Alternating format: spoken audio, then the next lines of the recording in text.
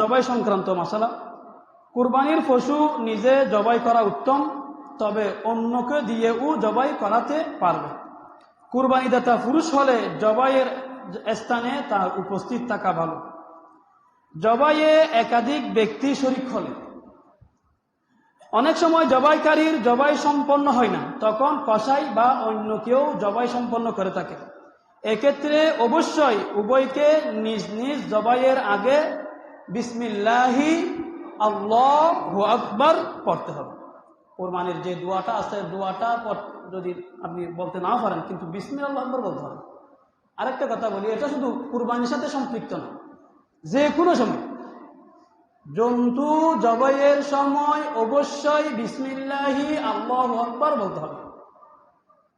এমন যেন না হয় যে তাড়াহুড়ার কারণে আমি বিসমিল্লাহ বলতেছি না, অনেক মুরগি জবাই করতে হচ্ছে। যে হোটেলে কি ক্লাব আছে না, ক্লাবে শত শত মুরগি জবাই করতেছে, এখন এতগুলো মুরগি গুড়ুর গুড়ুর গুড়ুর গুড়ুর কি করার খাইনা দিলেন, একটু কি বললেন না, বিসমিল্লাহ বললেন না, ইচ্ছা করতে হবে। একটা মুরগি হালাল হবে না, টাকা দিয়ে কিনছেন, হালাল হবে না। আল্লাহ রাব্বুল আলামিন কোরআন মাজিদে সূরা আনআমের 121 নম্বর আয়াতে আল্লাহ বলেছেন, ওয়ালা তাকুলু, তোমরা খাবে না, মিম্মা লাম ইউযকার, ওই সমস্ত জন্তু থেকে যেগুলোর উপর লাম ইউযকার উল্লেখ করা হয়নি, পড়া হয়নি, ইসমুল্লাহ আল্লাহর নাম, যে সমস্ত জন্তুর উপর আল্লাহর নাম পড়া হয়নি সে সমস্ত জন্তুর গোশত তোমরা খাবে না। তো কুরবানি ছাড়াও অন্য যে কোনো সময় মুরগি জবাই করেন, গরু জবাই করেন, ছাগল জবাই করেন, বিসমিল্লাহি আল্লাহু আকবার বলতে হবে। এখানে যেটা বলতেছে, দেখা গেল এই কাউকে দিয়ে আপনি জবাই করেছেন, উনি নতুন হওয়ার কারণে বা উনি যে জবাই করছেন এখানে রক কাটা যায় নাই পুরোপুরি, এখন তাড়াতাড়ি কষা এসে কি করলো, ছুরি নিয়ে এরকম কি করেন, এরকম হয়। কিন্তু এই যে রক যে কাটা যায়নি, ও যে আবার কাটছে, তাহলে এই জবাইটা কয়জনে করছে? দুইজনে করছে। জবাই দুইজনে যখন করছে, তো দুজনকে কি বলতে হবে? বিসমিল্লাহি আল্লাহু আকবার বলতে হবে। হুঁশ এগিয়ানে যদি কেউ যদি কোনো একজন যদি বিসমিল্লাহি আল্লাহু আকবার না বলে, যদি কোনো একজন না পড়ে, তবে ওই কুরবানি সহি হবে না, জবাইকৃত পশু হালাল হবে না। একদম ভুলে গেলে তো মাযুর, ওইটা ভিন্ন কথা। ইচ্ছাকৃতভাবে মনে থাকা সত্ত্বেও না বললে কুরবানি হবে না। কুরবানির পশু থেকে জবাইয়ের আগে উপকৃত হওয়া, কুরবানির পশু কেনার পর বা নির্দিষ্ট করার পর তা থেকে উপকৃত হওয়া জায়েজ নেই। আপনি বাজার থেকে কুরবানির নিয়তে কিনে এনেছেন, অথবা আপনার ঘরে আগে থেকে পশু ছিল, এখন আপনি নিয়ত করলেন এই যে আমার ঘরে একটা গরু আছে, এটা দিয়ে আমি এবছর কি করব, কুরবানি করব। যখন থেকে আপনি নিয়ত করেছেন, কুরবানির জন্য নির্দিষ্ট করেছেন, এটা কুরবানির জন্য হয়ে গেছে, এখন এটা থেকে আর আপনি উপকৃত হতে পারবেন না। এটা আমরা অনেকে জানি না। যেমন ধরেন হাল চাষ করা, এটা দিয়ে আপনি হাল চাষ করতে পারবেন না। এটার উপর আরোহণ করা, এটার উপর আপনি চড়তে পারবেন না। ধরেন অনেকে এমনি শখ করে গরুর উপর চড়ে, মহিষের উপর চড়তে পারবে না। আপনার এই যে উটের উপর তো চড়েই, এই উটের উপর চড়া যাবে না, উটকে কোনো কাজে ব্যবহার করা যাবে না। ফসম কাটা, এর থেকে ফসম নেওয়া, ফসম কাটা, এগুলো দিয়ে উপকৃত হওয়া যাবে। সুতরাং কুরবানির পশু দ্বারা এসব করা যাবে না। যদি করে কি হবে, ফসমের মূল্য, হাল চাষের মূল্য ইত্যাদি সৎকা করে দিতে হবে। আপনি হাল চাষ করেছেন, এর একটা মূল্য নির্ধারণ করতে হবে, এটার মূল্য সৎকা করতে হবে। আপনি এখান থেকে ফসম নিছেন, ফসমের মূল্য সৎকা করতে হবে। কুরবানির পশুর দুধ পান করা, আপনি একটা দুধওয়ালা গরু কিনে আনছেন কুরবানি করার জন্য, এখন এর দুধ আছে। ছাগল নিয়ে আসছেন, আপনি মনে করছেন কুরবানির পশু পাইছে, সাথে দুধ ফ্রি পাইছি, প্রতিদিন কি করি কুরবানির আগ পর্যন্ত 2-4 দিন যা আছে দুধ দোহন করে খাই, খাওয়া যাবে না। বলতেছে কুরবানির পশুর দুধ পান করা যাবে না। যদি জবাইয়ের সময় নিকটবর্তী হয় আর দুধ দহন না করলে পশুর কষ্ট হবে না বলে মনে হয়, তাহলে দহন করবে না। প্রয়োজনে উলানে ঠান্ডা পানি ছিটিয়ে দিবে। কিন্তু আমরা জানি, যারা পশু সম্পর্কে অবগত আছি, দুধ দহন না করলে উলানে দুধ ভর্তি হয়ে পশুর কষ্ট হয়, এই অনেক সময় দেখা যায় গরু নিজের দুধ নিজে খাচ্ছে, অনেকের জন্য ট্রল করে, আসলে নিজের দুধ নিজে খাচ্ছে না, ওই যে দুধ ভর্তি হয়ে গেছে, কষ্টের কারণে সে হাত কাটছে যে। তো যদি এরকম হয়, তাহলে ঠান্ডা পানি ছিটিয়ে দিতে বলতেছে। যদি দেখেন ঠান্ডা পানি ছিটিয়ে দিল, ওনার কষ্ট লাঘব হয়েছে, তাহলে আপনি যদি একান্ত দহন করতে হয় বা দহন করে ফেলেন, তাহলে খাইতে পারবেন না, সৎকা করে দিতে হবে। যদি খেয়ে ফেলেন, যে পরিমাণ খাইছেন আন্দাজ করে এর একটা মূল্য নির্ধারণ করে মূল্য সৎকা করে দিতে হবে। উলান এতে দুধের চাপ কমে যাবে। যদি দুধ দোহন করে ফেলে তাহলে তা সৎকা করে দিতে হবে, নিজে ফান করলে মূল্য সৎকা করে দিবে। কোন শরীকের মৃত্যু ঘটলে, আপনারা 5-6 জন 7 জন মিলে একটা গরু ক্রয় করছেন, কুরবানি করবেন, ঘটনাক্রমে হয় না একদম তরতাজা মানুষ মরে গেছে, যে আক্তার ভাই এখানে দোকানে কথা বলতেছে, রাতে নামাজ পড়ে সবার সাথে কথা বলে গেছে, সকালে শুনতেছি মারা গেছে। তো এরকম কয়েকজন মিলে কুরবানি করার ক্ষেত্রে জবাইয়ের আগে কোন শরীকের মৃত্যু হলে এখন কি হবে? তাহলে ওয়ারিসরা যদি মৃত ব্যক্তির পক্ষ থেকে কুরবানি করার অনুমতি দেয় তবে জায়েজ হবে। যদি তারা অনুমতি না দেয় তাহলে টাকা ফেরত দিতে হবে। ওনার যে পরিমাণ টাকা দিয়ে, উনি যদি মনে করেন এখানে আপনাদের সাথে 20,000 টাকা দিয়ে শরিক হয়েছে, 30,000 টাকা দিয়ে শরিক হয়েছে, ওই 30,000 টাকা আর বাকি যারা আছেন তাদের থেকে তুলে ওনার ওয়ারিসদেরকে দিয়ে দিতে হবে।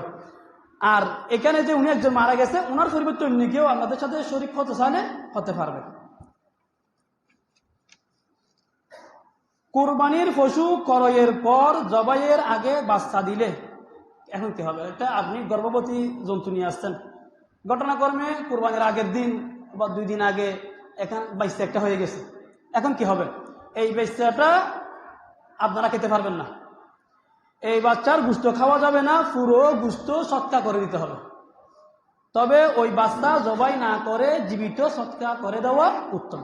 জবাইয়ের আগে, কুরবানির আগে এর থেকে উপকৃত হওয়া যাবেন। হ্যাঁ, কুরবানির পরে ফেটে দেখতেছেন বাচ্চাকে পাওয়া গেছে, এখন এটাকে যদি জীবিত থাকে এটাকে জবাই করে এটার গোশত আপনারা খেতে পারবেন, অথবা এটা জীবিত সৎকা কাউকে দিয়ে দিতে পারবেন।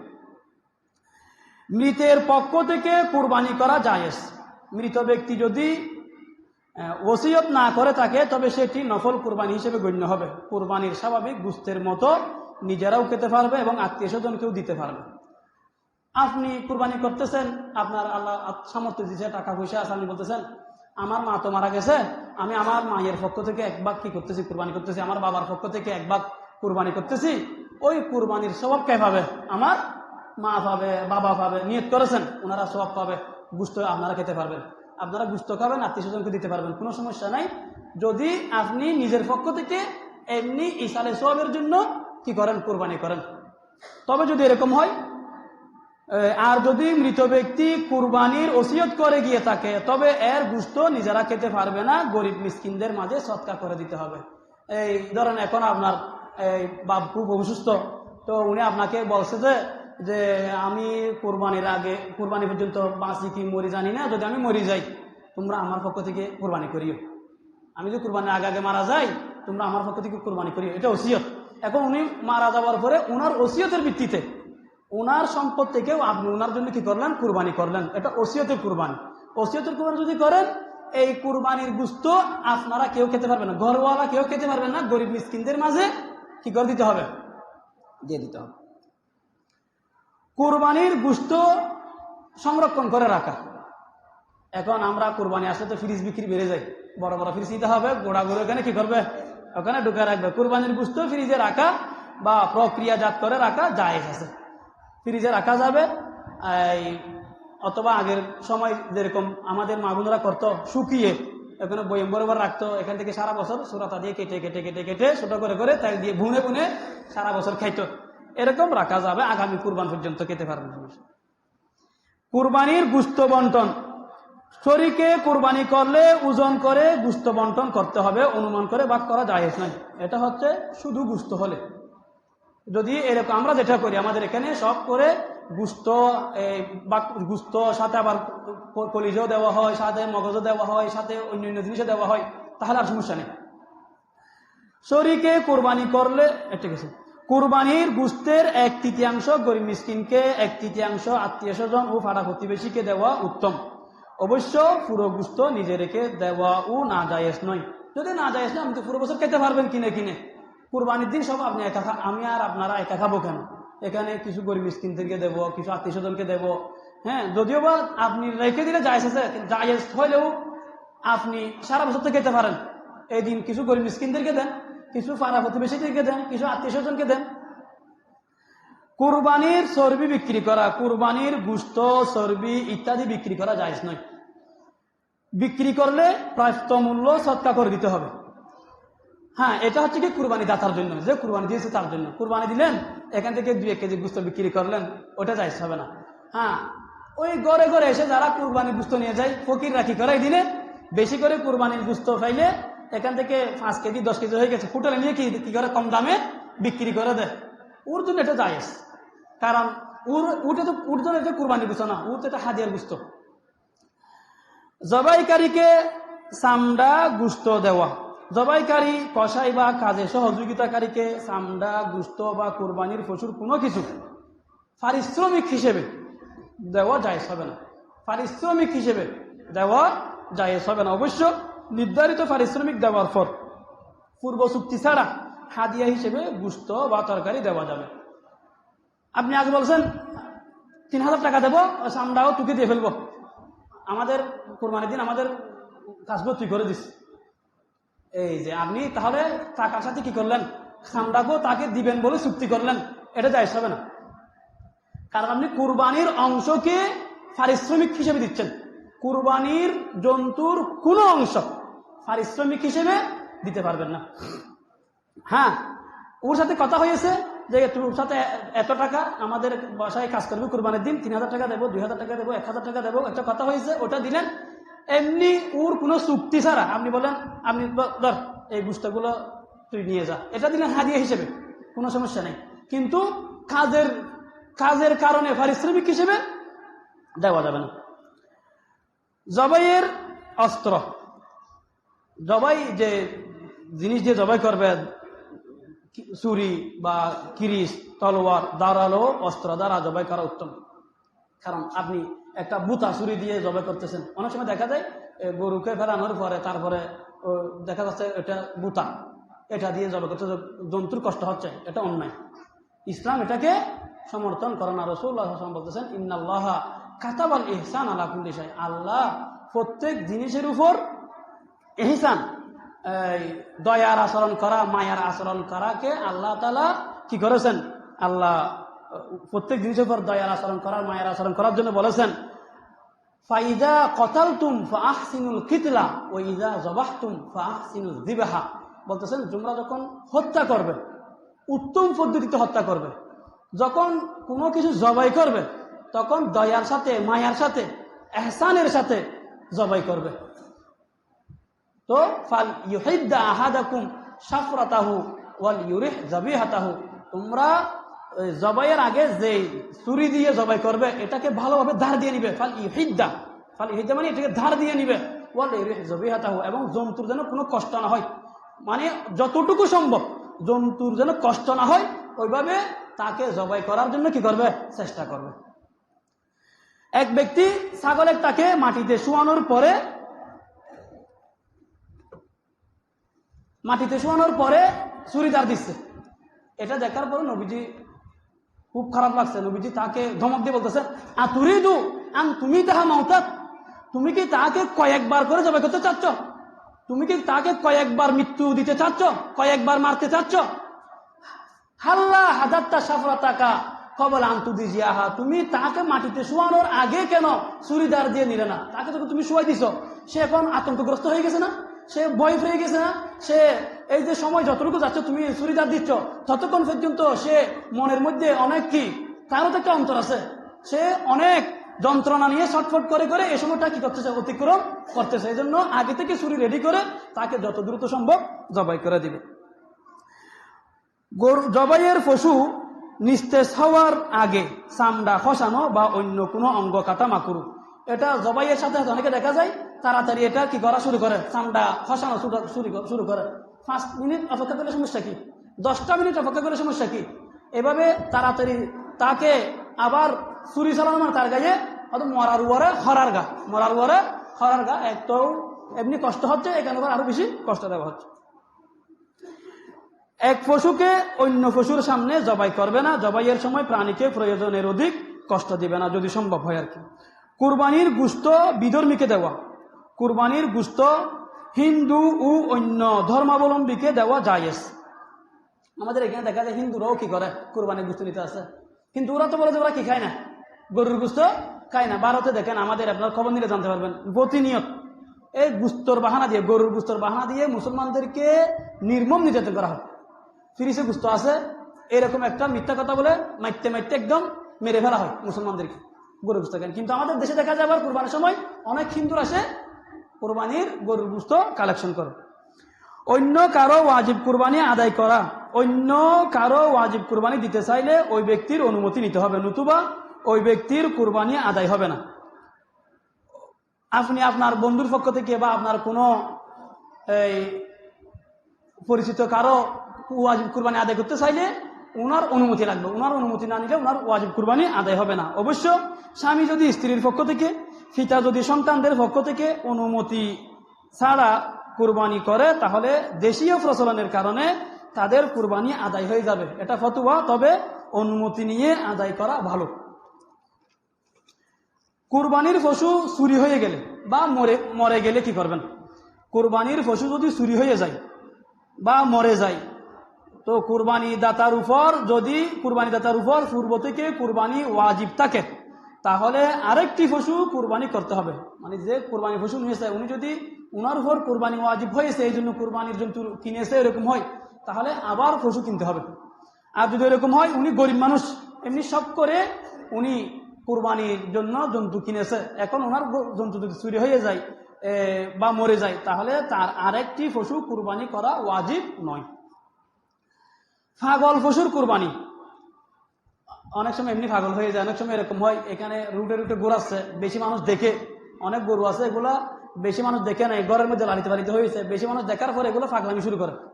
এরকম বেশি মানুষ দেখে হইসই দেখে বা এগুলাকে বেশি বিরক্ত করার কারণে পশু কি হয়ে গেছে?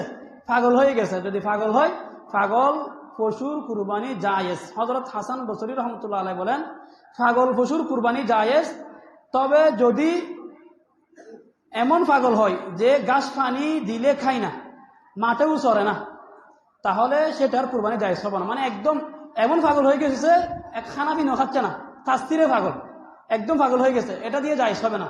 আর একটা হলো উষ্টিক মাথা হারাফ, এনে ঠিক মতো বেঁকে হার, খানা পিনে হার কিন্তু ফলা করে, ই বেদিনে জায়েজ হবে। কুরবানি দাতার জন্য নিজ কুরবানির গোশত খাওয়া মুস্তাহাব। কুরবানি ওয়াজিব, এমন ব্যক্তি ঋণের টাকা দিয়ে কুরবানি করলে ওয়াজিব আদায় হয়ে যাবে। ওনার কুরবানি ওয়াজিব হয়েছে, কারণ টাকা না থাকলেও কুরবানি ওয়াজিব হওয়ার সুরত আছে তো। কারণ কুরবানি ওয়াজিব হয় কার উপর? যার কাছে প্রয়োজনের অতিরিক্ত 52 চাঁদির মূল্য পরিমাণ সম্পদ আছে। তো তার ওনার টাকা নাই, কিন্তু স্বর্ণ আছে, চাঁদি আছে। এখন এগুলা তো কি 52 চাঁদির মূল্যের সমান হয়ে গেছে। অন্যান্য জিনিস আছে প্রয়োজন অতিরিক্ত, এগুলা 52 চাঁদির মূল্যের সমান হয়ে গেছে। টাকা না থাকলেও ওনার উপর এখন কি ওয়াজিব হয়ে গেছে? কুরবানি ওয়াজিব হয়ে গেছে। উনি বলছে কুরবানি যখন ওয়াজিব হয়ে গেছে, টাকা তো নাই, 200 টিয়া কি দেয়? টিয়া দাঁত দেয়, দাঁড় করে কুরবানি করলে কুরবানি আদায় হবে, কোনো সমস্যা হবে না। হাজিদের উপর ঈদুল আজহার কুরবানি, যে সকল হাজি কুরবানির দিনগুলোতে মুসাফির থাকবে তাদের উপর ঈদুল আজহার কুরবানি ওয়াজিব নয়। কিন্তু যে হাজি কুরবানির কোনো দিন মুকিম থাকবে, 3 দিনের মধ্যে যে কোনো একদিন মুকিম থাকলে, অর্থাৎ শেষ দিন ধরেন, সামর্থ্যবান হলে তার উপর ঈদুল আজহার কুরবানি করা জরুরি হবে। এটি সে নিজ এলাকায় করতে পারবে। মানে বাসায় বলে দিছে আমার পক্ষ থেকে তোমরা কি করে, আমার পক্ষ থেকেও তোমরা কুরবানি দিও। নবী করিম সাল্লাল্লাহু আলাইহি ওয়াসাল্লামের পক্ষ থেকে কুরবানি করা সামর্থ্যবান ব্যক্তির জন্য রাসূলুল্লাহ সাল্লাল্লাহু আলাইহি ওয়াসাল্লামের পক্ষ থেকে কুরবানি করা উত্তম। এটি বড় সৌভাগ্যের বিষয়ই বটে। রাসূলুল্লাহ সাল্লাল্লাহু আলাইহি ওয়াসাল্লামের পক্ষ থেকে কুরবানি করতে পারা, এটা তো নিজের জন্য অনেক বড় একটা সৌভাগ্য। নবী করিম সাল্লাল্লাহু আলাইহি ওয়াসাল্লাম হযরত আলী রাদিয়াল্লাহু আনহুকে তার পক্ষ থেকে কুরবানি করার ওসিয়ত করেছিলেন, তাই তিনি প্রতি বছর রাসূলুল্লাহ সাল্লাল্লাহু আলাইহি ওয়াসাল্লামের পক্ষ থেকেও কুরবানি দিতেন। হযরত আলী রাদিয়াল্লাহু আনহু নিজের কুরবানিও করতেন এবং রাসূলুল্লাহ সাল্লাল্লাহু আলাইহি ওয়াসাল্লামের পক্ষ থেকেও কুরবানি দিতেন। আমাদের দেশে অনেক ধরেন 6 জন শরীক হয়েছে, 6 জনে মিলে আরেকবার রাসূলের নামে কি করে? কুরবানি করে। এটার মধ্যে কিছু ইখতিলাফও আছে। তো একটা সূরত বলা হয়েছে দারুল করাচির ফতোয়ার মধ্যে, বলছে সবাই মিলে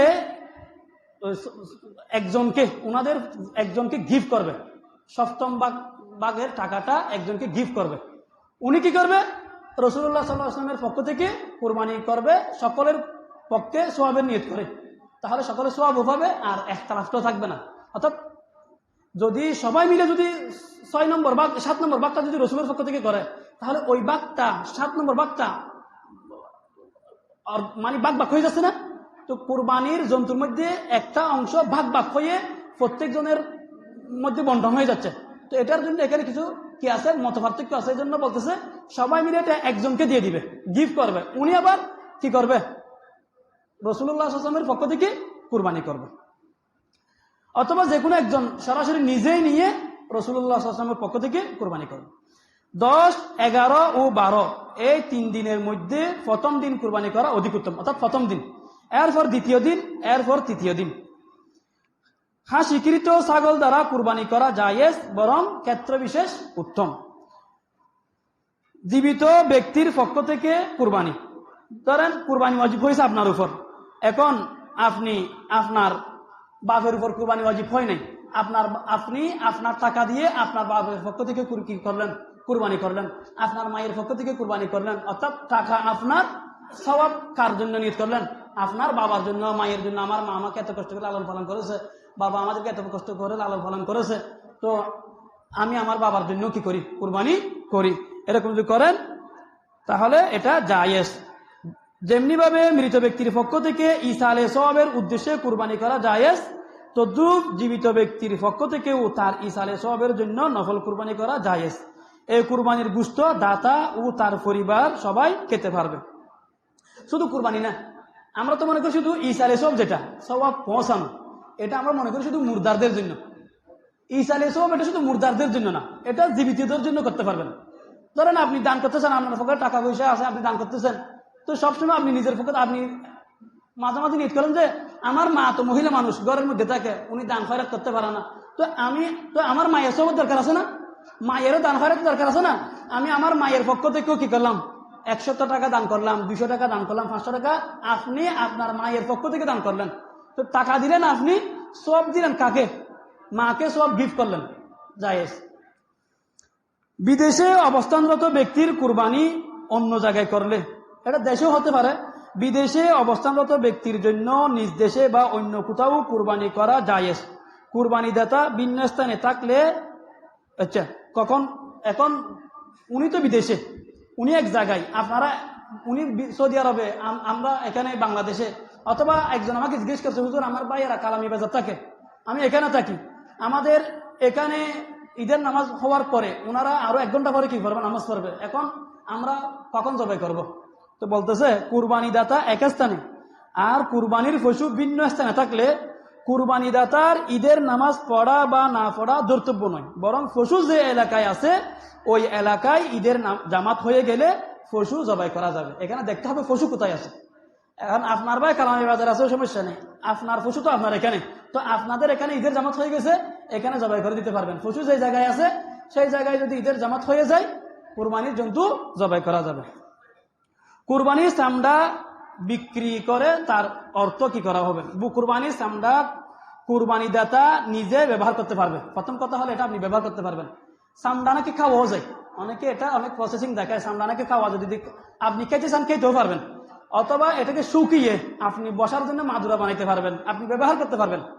কিন্তু যদি বিক্রি করেন তখন আর পয়সা খেতে পারবেন না। এটা বিক্রি না করলে আপনি রান্না করে খেয়ে ফেলতে পারবেন, শুকিয়ে এটাকে ব্যবহার করতে পারবেন। এটাকে আগের যুগে তো এরকম টাঙ্কি ছিল না, পানির মুস্ক বানাইতো এগুলো দিয়ে, তো আপনি ব্যবহার করতে পারবেন। যদি ব্যবহার না করে যদি বিক্রি করেন, বিক্রি করলে আপনি টাকা খাইতে পারবেন না। তবে কেউ যদি নিজে ব্যবহার না করে বিক্রি করে, তবে বিক্রয়লব্ধ পুরো মূল্য সৎকার করা জরুরি। কুরবানির পশুর চামড়া বিক্রি করতে চাইলে মূল্য সৎকার করে দেওয়ার নিয়তে বিক্রি করবে। সৎকার নিয়ত না করে নিজে খরচের নিয়ত করা না যায় গুনাহ। আচ্ছা, নিয়ত যাই হোক, বিক্রয় করার পরে পুরো অর্থটা সৎকার করে দেওয়া জরুরি।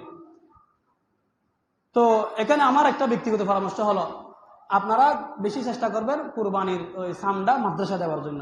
মাদ্রাসা যদি দেন তাহলে কি হবে, আপনাদের সৎকার হবে এবং দ্বীনের সহযোগিতার সওয়াব পাবেন। মাদ্রাসায় এই যে দ্বীনের সবসময় কোরআন হাদিসের দরস তদরিস হচ্ছে, এখান থেকে আলেম উলামা উঠতেছে, এখান থেকে পরে যারা আলেম হবে, দিনদার হবে, আলেম হাফেজ হবে, নামাজি হবে, তো আপনিও এদের সহযোগিতার কি পাবেন? সওয়াব পাবেন। এই জন্য চেষ্টা করবেন মাদ্রাসায় দেওয়ার জন্য। অন্তত বিক্রি করে দিলেও এখান থেকে একটা উল্লেখযোগ্য অংশ মাদ্রাসা দেওয়ার চেষ্টা করবেন। কুরবানির শেষ সময়ে মুকিম হলে, কুরবানির সময়ের প্রথম দিকে মুসাফির থাকার পরে আপনি ঢাকায় ছিলেন, তো এখন আপনি যেহেতু এখন সফর অবস্থায় আছেন, কুরবানি ওয়াজিব ছিল না। তৃতীয় দিন কুরবানির সময় শেষ হওয়ার আগে আপনি তৃতীয় দিন জুহরের পরে বাসায় এসে পৌঁছেছেন, তাহলে তৃতীয় দিন কুরবানির সময় শেষ হওয়ার আগে যদি আপনি পৌঁছেন তাহলে কুরবানি ওয়াজিব।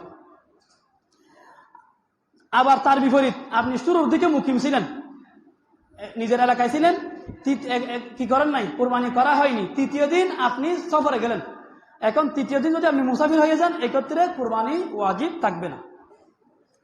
কুরবানির গোশত দিয়ে খানা শুরু করা, ঈদুল আজহার দিন সম্ভব হলে সর্বপ্রথম নিজ কুরবানির গোশত দিয়ে খানা শুরু করা সুন্নত। সকাল থেকে অর্থাৎ সকাল থেকে কিছু না খেয়ে প্রথমে কুরবানির গোশত খাওয়া সুন্নত। এই সুন্নত শুধু 10 জিলহজের জন্য, 11 বা 12 তারিখের গোশত দিয়ে খানা শুরু করা সুন্নত নয়। এটাকে অনেকে রোজা বলে, এটা রোজা না।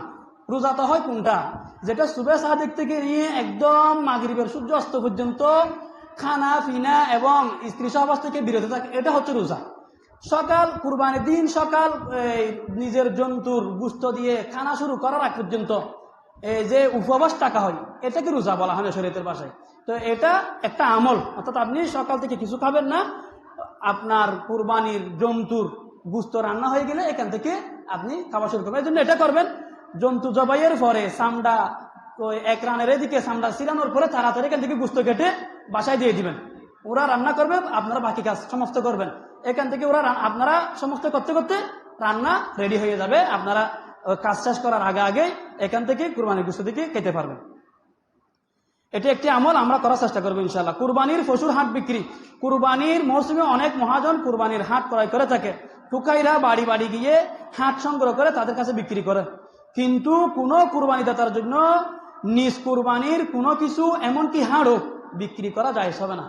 আপনি হাটগুলা দিয়ে ওই এখানে কতগুলো টুকাই আছে, সাথে সামপাপড়ি নিয়ে আসে, কি কি জিনিস নিয়ে আসে, আইসক্রিম নিয়ে আসে, আপনি কি করলেন ওইগুলা দিলেন যে আইসক্রিম দেয় 2টা, তো কি করলেন এখন এই যে হাড্ডির বিনিময়ে আইসক্রিম দিলেন, এইটা আপনি করবেন না।